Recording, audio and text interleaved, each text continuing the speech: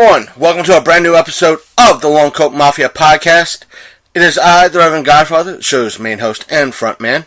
And before I continue, because in this episode and a lot of the episodes you'll hear that are going to be like this, because this is a Eastern Panhandle Paracon Panel episode, I want to present some sort of legalese and disclaimer sort of thing, because even though we are presenting it to all of you as content, we do not own any rights or any of the opinions or topics portrayed in these panels. What we mean by is that the people presenting the information in these panels, it's their content. We got permission through Eastern Panhandle Paracon to do it, and we approached each of the panelists to get to record their panels, and everything was A-OK at the time. So therefore, will under the condition that we will be giving them credit where credit is due, and that's what we will be doing. Each of the panels that we present to you over the next several weeks, months, or however long it takes to distribute the content, we will present, we will give credit where credit is due. And that being said, this is the panel that is known as Making a Paranormal TV Show, led by Mark Higgins, Dana Mitchell, Mike King, and Lorie Johnson, and a few others. And I must say, this is one of the, if not the only, panel that I had to pretty much boost the audio throughout it all, because of how things came out.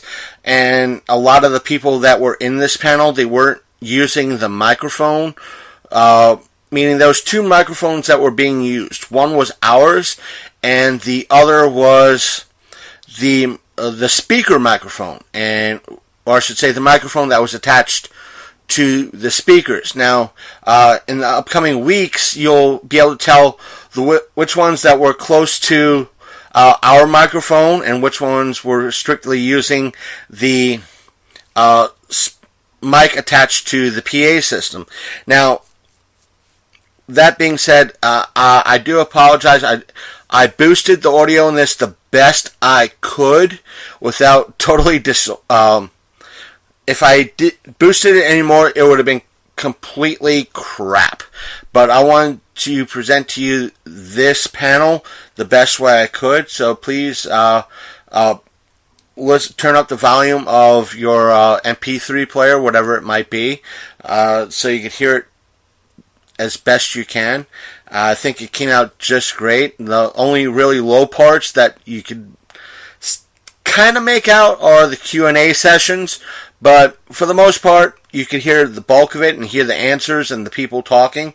So that's that. And I want to thank the panelists for the panel, and everybody at Paracon for letting us record the panelists, and the people at Paracon for recording the panels. So that being said, I'm going to copy and paste the panel right here. Well, thank you all for coming. Welcome to the 2018 Eastern Panhandle Paracon. I don't know if you can hear me or not, but they asked me to do this because apparently I'm a little loud. Anybody find that true? Okay. Yeah, no. Is this thing on? Hello? All right. So my name is Dave Seiler. I'm with Paranormal Inc., based out of Maryland. We investigate anywhere from Virginia, West Virginia, all the way up to Jersey, New York, anywhere in between. We have a booth out there. We do it free. So if you have a haunting or something to that effect you want it looked at, we'll do it for free. This is basically the making of a TV show. So our panelists here all have a TV show. We're going to look at the good, the bad, the ugly. So we'll start. We'll start. We'll start here. All right. So what got you into doing a paranormal TV show? Well, we actually, the story goes back to a Paracon that we did probably in 2014. It was in Lynchburg, Virginia. And like you see everybody else out here, we had our stuff that we filmed, and we just had it playing at the table. And we had a lot of people come up there that would stand around and watch it. It was like, do you have any DVDs of your stuff so we can take it over and watch it? So the bulb clicked right there, and so that's kind of where our little Twisted Realm thing came to play. And it may have been, I can't remember if it was 2014 or 2013, but our and what we did from that point on is some of the bigger locations that we went to, we decided to go ahead and start filming and kind of producing our own little thing. That we started out with some of the basic equipment. Hey Frank, not the best cameras, not the best lighting. So some of our DVDs, they go from generic, green-looking stuff to good stuff. So that's kind of how we started. It was all from a Paracon and people asking for it. Nice. So. Mike? 2 words, Nick Groff. That's how ours kind of got kicked off. He brought in the TV show, and I really didn't know what to expect of it. It was a small town, and it wasn't what I thought, I guess. I really had no idea what the making of a TV show brought with it for something like that. I think we had 3 cameramen, a sound guy, a bunch of runners, a director who liked to work at least 12 hours a day, and stuff like that. So, did I miss anything on that word? On your part, no. All right. Miss Lorie, how'd you get into it? Well, you did. But you forgot about the rest of the cast. They're awesome. Very good people. Yeah, no, the best thing that came out of a TV show, I think, was all the friends that everybody made. From the cast to the crew, everybody became really good friends. We all kind of stay in contact with each other still, if not by the phone, by Facebook, or stuff like that. So that was the benefit for us. The downside of it is a lot of work. It's a lot of work, but with me, I am a freak of nature. I call myself that because there was nothing I can't do.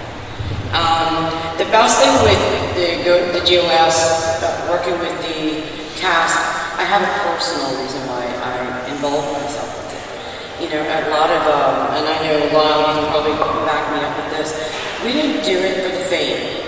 We did it because there was a lot of families out there that are hiding the truth. I can remote review and ask for Jack. I can tell you what your blanket looks like. I lived there for probably about a year before even the cats came out. I had a cousin that I did not see for 23 and a half years. And it was a horrible life that this girl lived. We call her Patricia, we call her Patty. She's Patricia to me. And she was shoved on the train tracks and was killed in Shepherdstown. When the cast came through, the first thing that popped in my head was, we're going to give a story not just for her, but for everyone else that are having activity. They're paranormal. To me, when somebody comes in my path, there's a reason.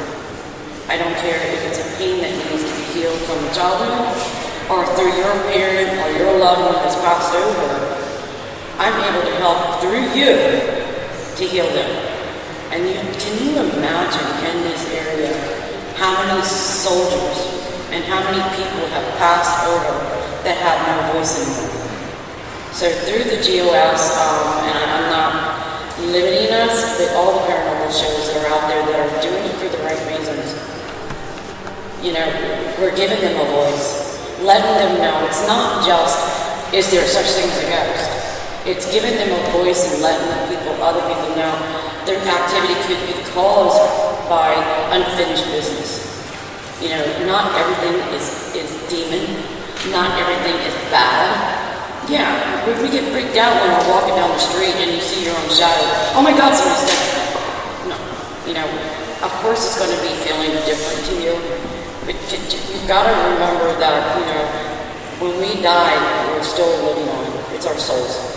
And we have a right to be able to speak for them. And with GOS, I'm very proud to be a part of it.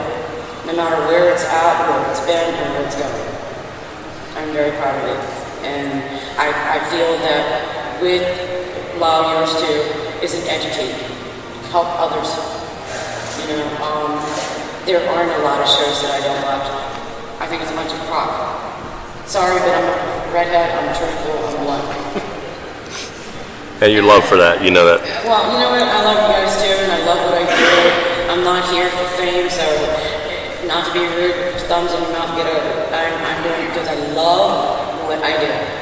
Amen. I've gone through hell and back.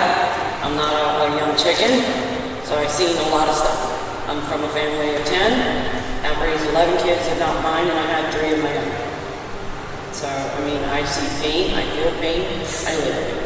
And it's not necessarily a human vocabulary explanation of how you hurt me. Pain is in here. Live it or die. And that's what I love knowing that when GOS started, Nick Roth came in and he is dedicated not by the paranormal word, it's by his drive to help people. It's a drive. And that's what it's basically, and Lyle, I can sense you too, by the way, it's a hunger to answers. It's an answer. And there is a lot of people out there that are making good teams and good psychic mediums and spiritual beings. Look back. So, there's a lot of competition. From now on, don't worry about it. Don't worry about it. Do your job. Do what you love. And that's why I stand by GOS. Goes to show us. Let me ask you a question. What was the scariest thing that happened on set to you? I see dead people. You get very much.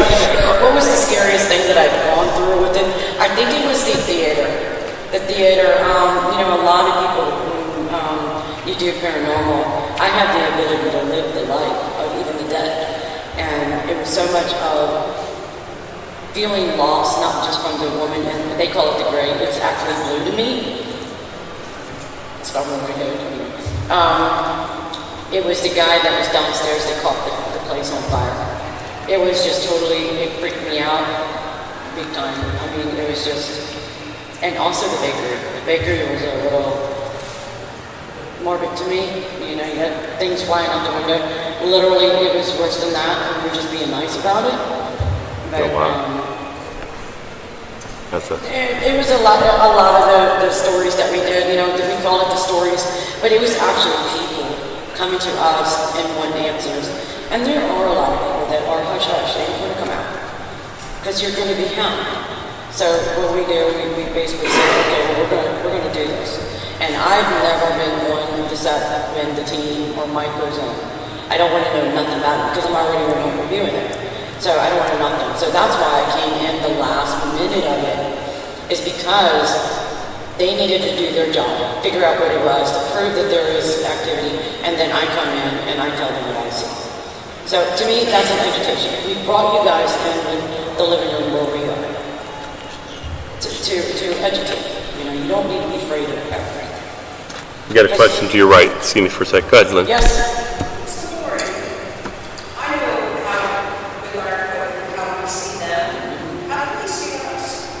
Well, you've got to remember a lot, and not to be rude, but I work with higher powers. Higher powers are 7 archangels, and they laugh at the vocabulary and the way we live. Everything needs to be branded, but everything is energy. Everything is energy to them. Just like you have a male liver on my right side and a female on your left, because they follow the energy of you. Everything is energy. Your watches, your bands, everything's got a story to tell. I can touch something and tell you where it's been. I can look at a picture and tell you who's in that picture and what happened. Talk louder, honey. I believe it's energy, because what I do is I do see them as who they were, but they also have an ability to go to their happy time. Say your grandpa passed away at 77, 74 years old, and he's going back to when he was 29, when he was still hitting women. Not to be rude, but I'm not telling him that's what he did. But, So, it's to the point where energy manipulates its energy. A lot of the things that have been stated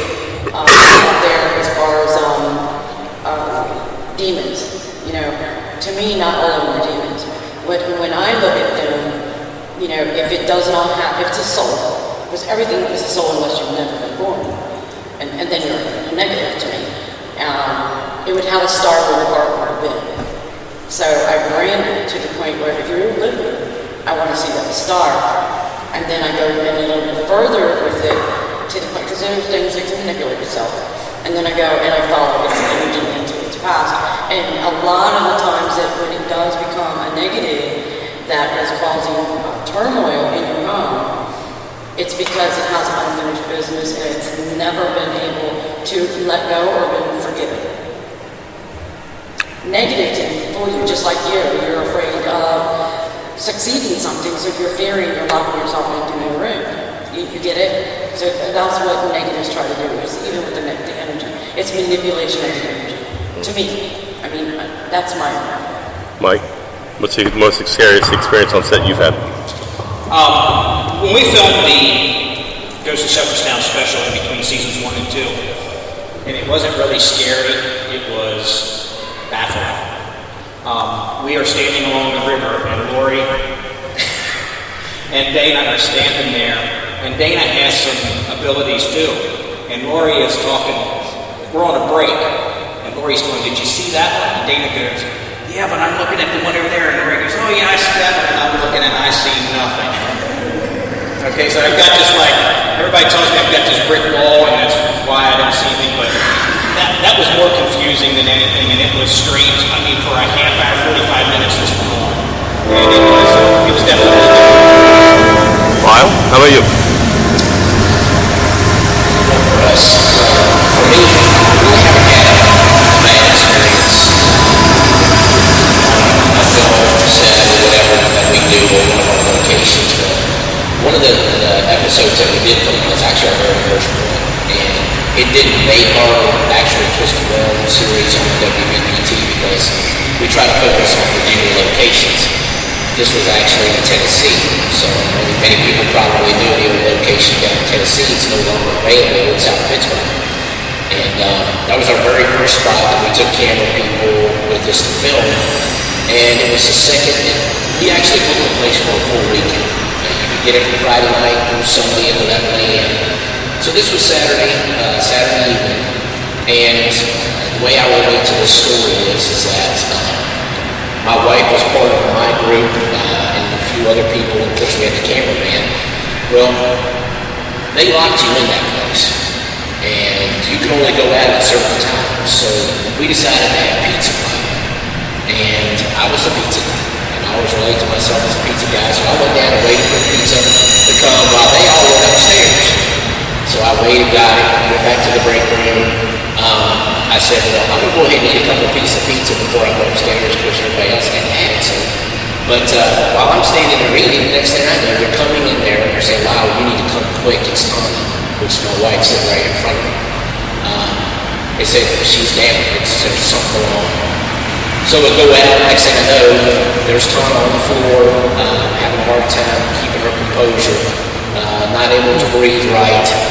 And when it happened, up on the third floor, of course, people know the story of Old South, there's a dark shadow figure, a dark demon, I don't want to say demon, but bad person, bad spirit up on that floor. That's apparently while they were up there, decided to pick on her. Out of 4 or 5 people that are up there, he decided to pick on her because she was the weakest. She didn't want to go to Old South. She didn't listen to herself. She didn't want to go, and she did it anyway. So she was the weakest one on that group. He attacked her. They had to carry her off the floor. So really, I haven't had my own personal bad experience, but that's the worst that happened on one of our shoots was her being attacked. And it took a long time. She almost stepped away from it all. But after that happened, like I said, we headed all the way until Sunday at 11 a.m. We stopped at 9 p.m. Saturday night. We did no more investigating after that. We left it alone because we knew what we had done is we had to piss somebody off. And so we said, we're not there to fight. We're not there to start this with anybody, so we left it alone. And that's a smart thing to do at times. Leave it alone. Okay, leave it alone. So that's what we did. And we got up the next morning, and during that night, 2 of my people got up at 2 a.m. in the morning and had to leave. Oof. They left, so they got the people that were running the location, they let them out the doors, they had to get out. And, but that was kind of our worst experience on the set. So. What actually made you believe in spirits? What was the triggering moment? I still, to this day, I'm still on the skeptical side, okay? I don't go in expecting to find anything. I just feel like we're very fortunate because I think my whole team goes in that way. We don't go in expecting to find anything. We don't go in provoking. We don't do anything. We go in normal. And I think because we go in normal, we're rewarded highly with that because sometimes the evidence really shows itself to us. I done got off track. Say that again. What made you believe? I've had certain things that have happened. I've been touched. I can hear voices. I can hear it. So some of those things, like I say, I'm still more on the skeptical side. I do have a personal little object that I take on investigations. It's just a little bell, a little school bell that's on a black rope that you can take it, and it will ding itself. I hang this thing, and the day that something can come up and actually go bing, and I hear that bell ring, then I'm on it. I'm a true believer in everything, but I still keep that skeptical side because it hasn't happened yet. And that's going on 4 years using this thing. So, that's Mike, how did you? I'm probably right in line with Lyle. I don't think that anything is said. I'm 37 years as a police officer, so it's like I got to see it to believe it, and then I got to be able to prove it. And I can't do either one of those. The only thing that really baffles me and has me leaning in that direction are the EVPs. Can't explain those. Now, I've had a lot of people tell me that, not a lot, but a good friend of mine told me that NSA is having a hell of a good time with us on those EVPs. They're putting it on there for us, but I highly doubt that. But I can't explain that, and again, I'm one who has to explain everything. I've never seen a ghost. Lorie tells me they're there. Nick tells me they're there. But I haven't seen one. And I'd really like to. It's not that I don't want to, but everybody tells me I have this brick wall built in front of me and I'll never see one. So we'll have to see. That's not true. And Lorie had to do so. There you go. I'll hold you to this. So when did you start seeing them? I was 2. 2. I was 2 years old. My mom is gifted. She's 75 years old. Valentine's Day was her birthday. And even today, she denies it. This is a personal type of thing where I talk about my story, and I'm actually writing a book on my bio. I was very abused by my mom, and it took me until I was 30 years old to realize that it wasn't me that she was trying to be. It was my gift that she denied her God herself. And of course I forgive everybody. I mean, if you cannot learn, and this is another thing, I'm a shaman as well. I'm a medical intuitive. So when I feel the empathy of something broken, I want to fix it. No matter who you are, you come in my path, you better be ready. This red-headed lips going to be running. My father's father is 100% Cherokee Indian. He actually had the ability to see death, when, where, and how. I do too. I'm not God, to each his own, but I'm not God. What I do is I take it, I twist it to see what will prolong your life, to help you, to better. So I do have the ability to smell cancer. If I smell it, even if you don't know you have it, your guardians, your guides, everybody has angels. They will warn me. I'll smell it. I'll find out where it's at in the part, and then it's up to you to go find it and have it fixed. I'm not a doctor.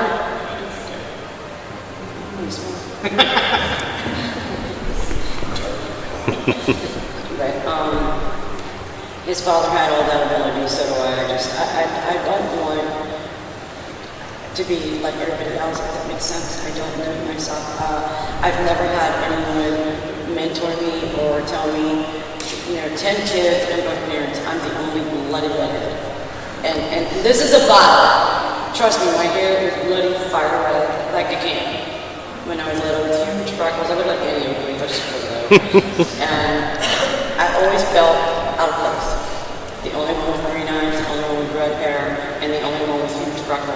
my father was born, his hair was just white, and it turned full black.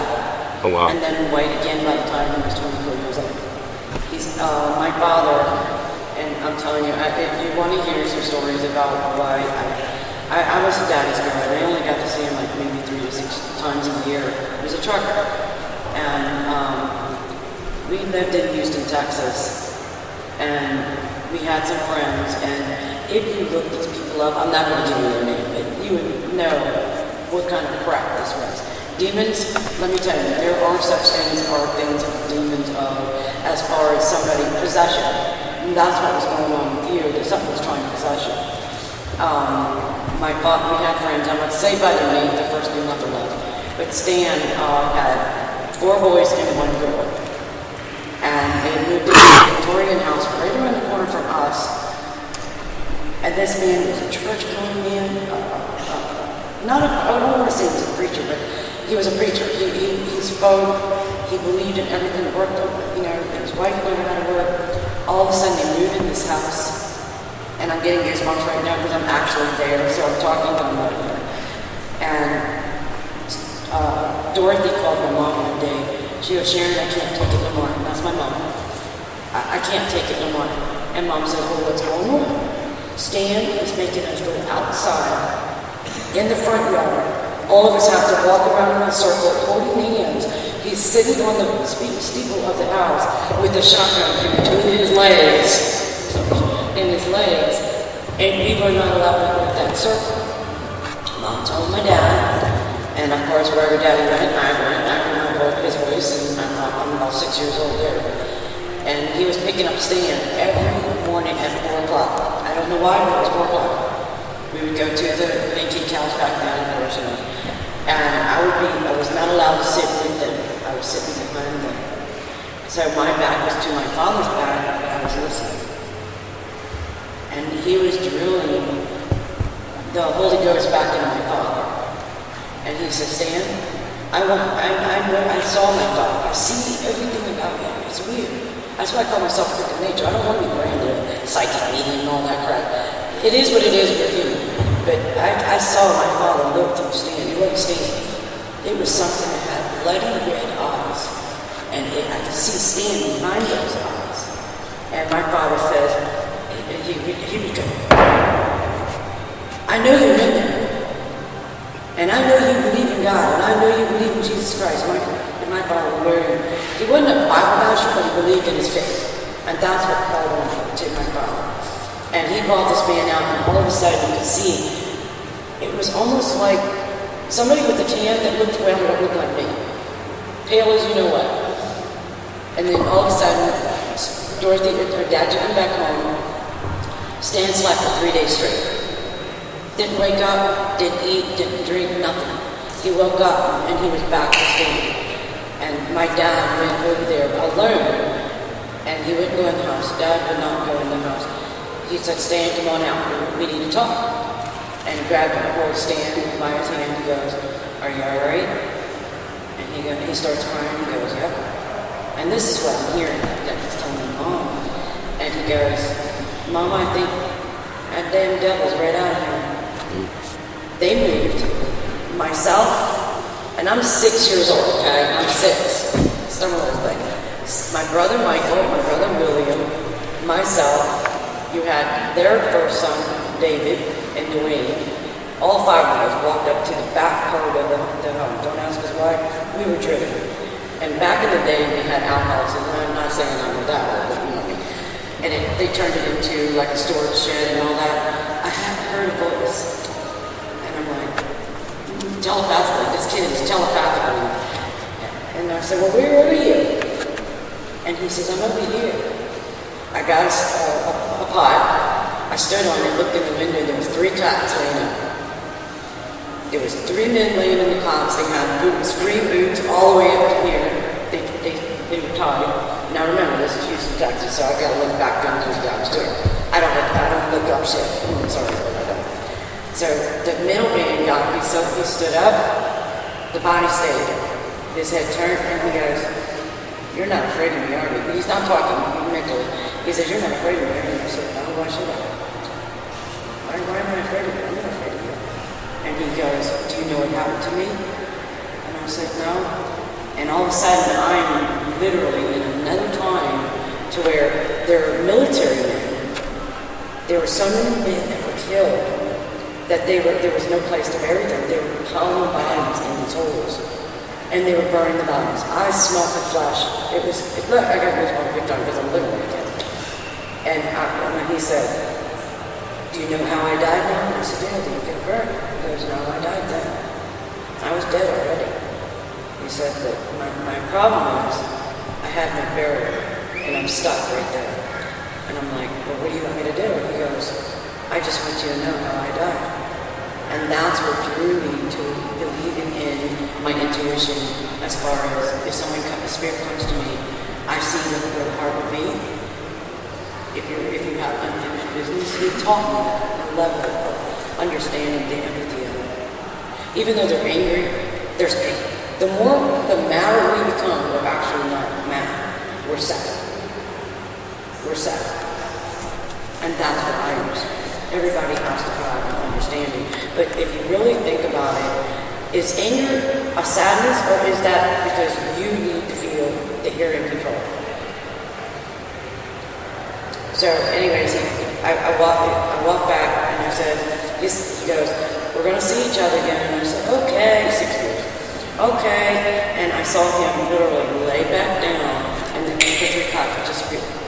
I'm walking up the hill and the brothers are they're throwing rocks in the windows and all that. And I'm going back in. I see through, this was in the 60s, 70s, and I'm seeing through the house of where they lived at in the back. And there was a heavy set lady on the commode. It was just made in there. She said, I have me a toilet now. And I said, well, okay. I said, well, why are you calling me? And she goes, can you help me? She's a big lady, curls in her hair, and she's sitting on the commode and her arms on the sink. Okay. What do you need to do? And I said, well, what do you want me to do? And she starts coughing. Just coughing. You're empathic. And she started coughing. And I said, why are you coughing? She said, all of a sudden, she's in the commode and I'm right here, inside. The smoke started coming through. And I started coughing with her and I walked back out and she falls over and she dies in the bathroom. Freaked me out. At 6 years old, freaked me out. Still, 22 and a half. So anyways, so I'm out there and all of a sudden something said, get the rock. Every one of us knew now. It was like the half moon around the back of the house, a half moon. And every one of us picked up a rock and I'm left-handed, I'm sidelined, you know what.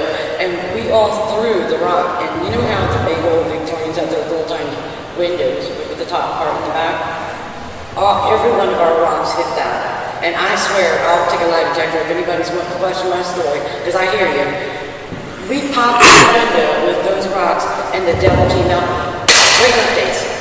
He was testing us. Every single one of us looked at each other and said, damn the devil to hell. And it went poof.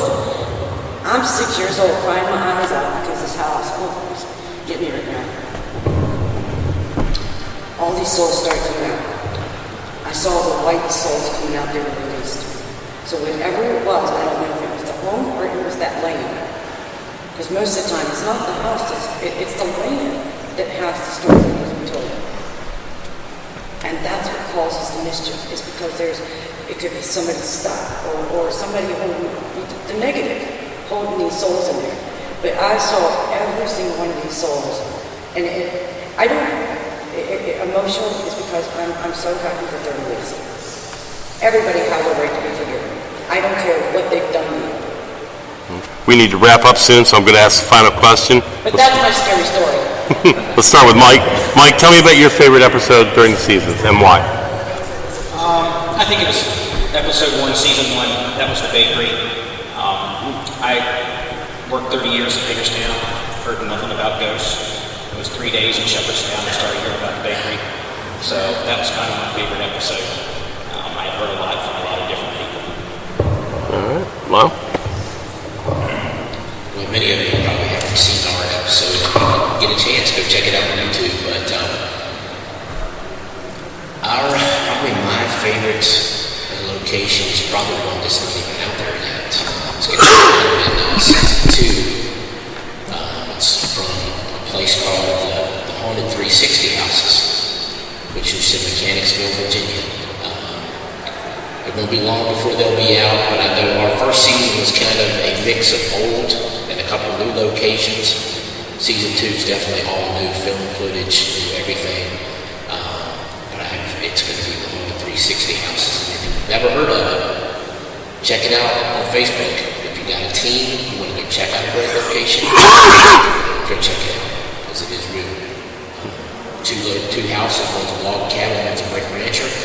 You know Dennis. You've talked to Dennis at Slot before. Dennis helps run the location. Yes, he did. He told us about it. So, but that's probably, just stay tuned, because probably within the next 2 to 3 months, that season 2 will be out there. Definitely miss out. So. Nice. And Miss Lorie, Yes. your favorite episode and what? My favorite, would you say favorite as far as, The 2 seasons that have been out. yeah, I think the one where the bakery was shooting. That was crazy. It was to do with the season 2, I think. That was a teen house. Yeah, the teen house. And it had to do with the beginning of the tunnels. And when if you watch my show, I always bless the doorways when I go in, and then I also do it when I go in. And as soon as I blessed it, the doorway, after Jeffrey Weaver had gone in, I walked in, he was a little bit further ahead of me, and you could see the black mass. When him and I walked through that thing, I'm telling you right now, it broke apart like it would be jello in your hand, and it was flying everywhere, and I knew that there was something negative in there. That right there, that one actually kind of like peeked me off, I'm being honest. I was in Warrior Land. Jeffrey Weaver actually went down the stairs, and he was attacked. Literally had markings. That's a demon. That's a negative little Nelly that's holding on to these souls that are stuck here in wherever else. And I believe it is following itself. And I think there's more to it, but I don't live here anymore. I'm in Maryland now. But there's a bigger story than people think there is. A big one. The best one I saw was when Nick did on camera and that network cable came out of the wall. I've watched that probably about 20 times, and the look on his face was just priceless. Yep. I'll tell you, Something's trying to hide something in there. if you get the opportunity and you get to Gettysburg Battlefield Bash, Jeffrey Lieber will be there. By all means, take the opportunity to ask him about that, because it'll make the hair on your arm stand. Oh, he has pictures. Absolutely. Oh, wow. It was really bad. I mean, I could feel, because like I said, I can be here, and I can tell you what the living room is like, and I'm up there protecting everybody there, because I didn't grab a little, somebody said I grabbed Nick. When I'm in my warrior mode. That's because you wanted to, though. Anyways, I'm physically there, upstairs, but I'm downstairs with Jeffrey, and I can see it swirling around me. And it came up from underneath and he grabbed me. And then, of course, something happened. I think it was, when it was Elizabeth and Nick, something, I said, oh, no, watch out.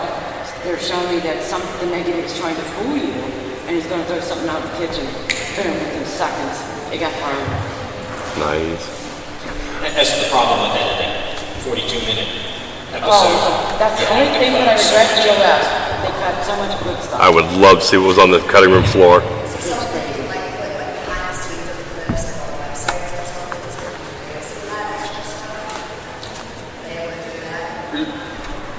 I don't know that they're going to do a behind-the-scenes thing.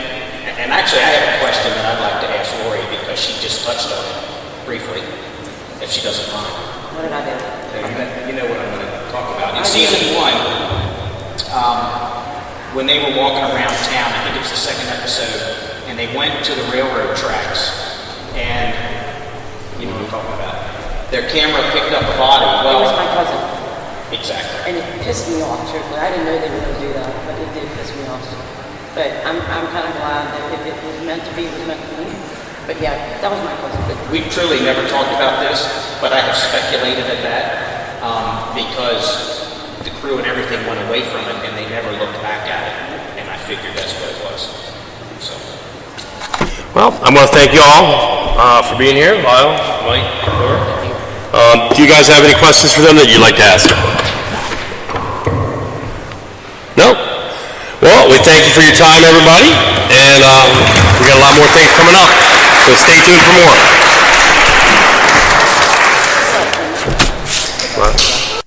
Welcome back, everyone. I hope you enjoyed this panel, and trust me, they do get better audio-wise. I think the only thing I have to do to adjust some of the other panels is adjust the audio for the Q&A sections, and maybe trim out some dead air. But I hope you enjoyed this making of a paranormal TV show. Again, I had to boost the audio best I can. If I had boosted it or adjusted it anymore, it would have sounded way terrible, and I would have to abandon the episode, and I didn't want to do that. I want to provide all of you with some great content. Things do get better, and yet the audio on this kind of reminds me of some of the our first horror convention that we did 3 years ago, with all the background noise and all that, and having to try to adjust the audio. So please bear with us over the next couple of weeks, and everything else. The sound quality will get better in regards to these panel episodes. I can assure you that.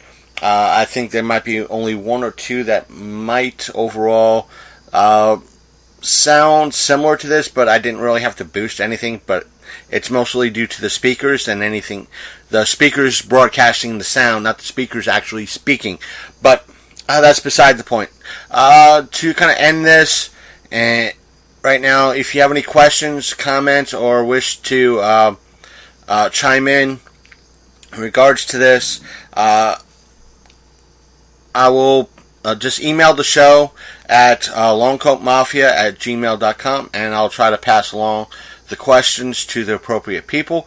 And again, you can also message us on Facebook, which by going to our Facebook page, which is facebook.com/The Longcoat Mafia Podcast, and leave us a message. While you're there, click that like button, and you can stay up to date in regards to some of the news that we share with everybody. And if there's any announcements or places that we're going as a show, that's the first place we'll announce them, which is on Facebook. You can also message us on Twitter. Our Twitter handle is Longcoat Mafia. And we are also on Instagram. Our Instagram handle is Longcoat Mafia. And what else? We do have a YouTube channel. The thing is, we don't always post all videos up to YouTube. Nor do we have a specific channel name as of yet, due to the low subscriber count that we currently have and the constant YouTube changes that YouTube tends to enact, meaning that we're a new channel, we could put our name up and have people easily find us, and have an easy link for people to go to. Nope, sorry, tomorrow you need 5,000 subscribers, or 500, or 1,000. So that being said, you can still search for us on YouTube, and our channel does come up. And while you're there, hit subscribe. We will put... Now, here's the thing. Instagram is starting its own little Instagram TV. Now, also, here's the thing. We will put, when we can, we'll put a lot of the videos that we get on both on YouTube and on Facebook. That's videos longer than 5 minutes, but for the most part, we will try to put up videos both on YouTube and on Facebook. Now, there will be times we'll put up videos strictly on YouTube, and sometimes videos strictly on Facebook. This is because if there's something that we believe that is might cause YouTube to start raising flags for copyright issues, we'll just toss it on Facebook. That way, it's a Facebook exclusive. or if it's a really long video, that because YouTube tends to favor really long form videos, we'll post that up on Facebook only, and we'll leave kind of Facebook. We'll put the long form videos on YouTube and leave Facebook alone. So kind of subscribe to both, but we'll try to share to both when possible. Now, when it comes to Instagram is trying to compete with YouTube a wee little bit. But the thing is, whereas videos on Facebook and YouTube, it's better form to do a wide form video, which means if I'm recording on my phone, I have to turn it on its side, for the exception of live videos on Facebook. That's the kicker. But for the most part, if I'm recording a video, I get to turn my video camera, my phone, on its side and record videos that way, which makes it easier for viewing for everybody on YouTube, on Facebook. But Instagram wants you to record video up and down, and that's it. And no longer than maybe 10 minutes. But so there might be some video that I put up on Instagram just for shits and giggles, like when we go to Otakon, or if we've been to Otakon, or if we go to a major event or a convention like Otakon, we might walk around on Instagram and catch a panel or catch something with Instagram video for all of you there. But we will also record video to share on Facebook and YouTube. But that's about it. What else? Oh, finding the show. You can find the show, if you found this show, either on Apple Podcasts or Google Play Podcasts or Google Play Music, whatever changes they might be doing on your mobile device. May I recommend also subscribing to us through the Podbean app, Spotify, or Stitcher Radio app, because there are sometimes troubles with Apple Podcasts and Google Play, and them transferring everything over to Google Play Podcasts. So using Spotify, Stitcher Radio, and especially the Podbean app, because you're able to go back way to the beginning. But if you're a desktop type of person or a laptop type of person, you can always go to our website, which is thelongcoatmafia.podbean.com, and you could either stream our episodes through the website or download them to play them on a later date, or use iTunes, or snagging and subscribing to us through iTunes, or you can listen to us through Stitcher Radio and or Spotify. So there's always those options for you out there. And I'm going to leave you right now. And again, email us or message us. If you have any questions, we'll be more than happy to pass along any and all information to the appropriate people in regard to this. So trust me, this is the first one out there and to share with all of you. So take care and see you all next week with a possible panel. Thank you. Goodbye. See you next time on the Long Coat Mafia.